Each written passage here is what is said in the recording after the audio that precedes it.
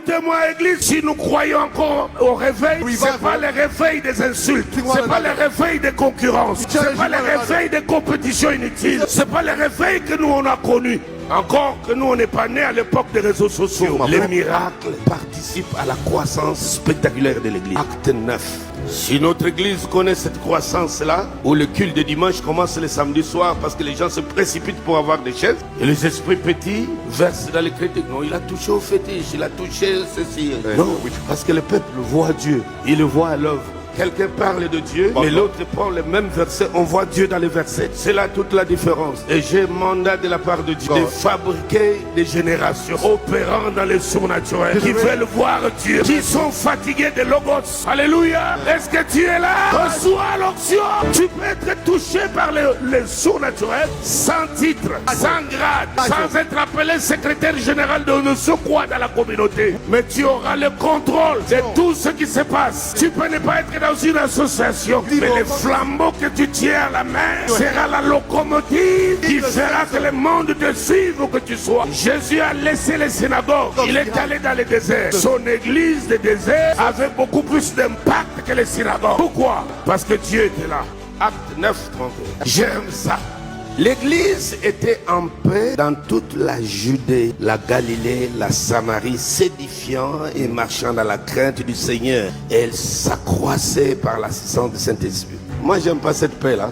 L'église était en paix, s'édifiant, marchant dans la crainte. Pour quel résultat? Les pseudo-saints ont rempli nos églises sans impact, sans onction, sans le surnaturel. On devient des hypocrites ayant l'apparence de piété, mais on se critique, on se fait des coups bas en secret. Ça, c'est quelle paix là? On se met les bâtons dans le roue, on s'insulte sur les réseaux sociaux. Ça, c'est ça la paix. Écoutez-moi, église partout dans le monde. Si nous croyons encore au réveil, c'est pas le réveil des insultes, c'est pas le réveil des concurrences, c'est pas le réveil des compétitions inutiles, c'est pas le réveil des batailles de positionnement, c'est pas le réveil que nous on a connu. Encore que nous on n'est pas nés à l'époque des réseaux sociaux. C'est vraiment du n'importe quoi. Vous appelez ça réveil? Je suis pas d'accord avec cette paix là. 32, verset 32.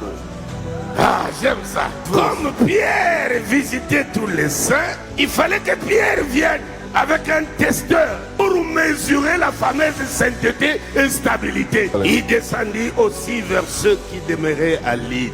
Qu'est-ce qui se passe? Il y trouva un homme nommé Aîné, couché sur un lit depuis 8 ans et paralytique. Et vous appelez ça paix. Et vous vous contentez de ça? Non, chez nous, on attend seulement le retour du Seigneur. Avec des envoûtés, avec des possédés, avec des enchaînés, des liés. Je ne veux pas de cette paix-là. Le monsieur est resté là 8 ans, paralysé. On l'amène à l'église. L'église continue à vivre en paix. C'est édifiant. Merci Seigneur. Que Dieu suscite des pierres qui mettent le feu dans les intercesseurs, le feu dans nos musiciens, le feu dans les sermons, le feu dans les services de délivrance, le feu.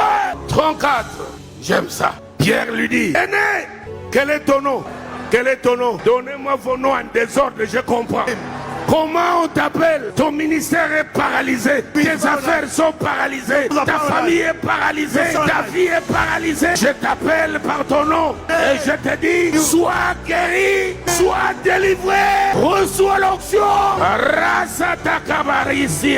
Ce soir, il y a une quantité d'huile que j'ai réservée dans la cruche pour toi. Cette huile, loin tout à l'heure, et la visitation va commencer. Tu vas constater que la maladie est partie. Le paralytique, tu vas lâcher ta béquille et tu vas te lever pour marcher par la voix que tu entends. 35.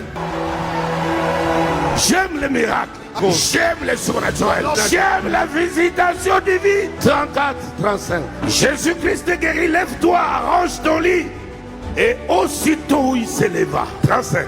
Tous les habitants de Lydde et du Saron le virent. Nous sommes à l'heure où les gens doivent voir les miracles de Dieu. Nous sommes parvenus au moment où les yeux, même les yeux incrédules, doivent voir les miracles et comprendre que Dieu a décidé de visiter son peuple. Tous les habitants, écoutez, de Lydde et du Saron le virent. Ils firent comment?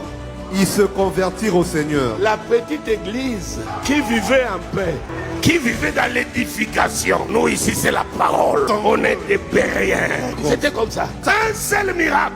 Tous les villages. Deux villages convertis. Un seul miracle. Deux villages. L'église qui était petite a manqué de place à cause d'un seul miracle. Le miracle est un facteur de croissance spectaculaire de l'église. Ce que les mots ne peuvent pas faire, les miracles peuvent le faire. Ce que les longs sermons ne peuvent pas, le surnaturel est capable de le faire. Ce que les séminaires d'une semaine sur les baptêmes d'eau ne peuvent pas, un seul miracle est capable. Le miracle est capable de briser les cœurs incrédules. Quand il voit Dieu opérer, il dit ici, je pense que Dieu est ici. Même avec nos amis des autres religions, ne cherchez pas des problèmes de versets. Tu donnes les versets, moi je te renvoie les sourates.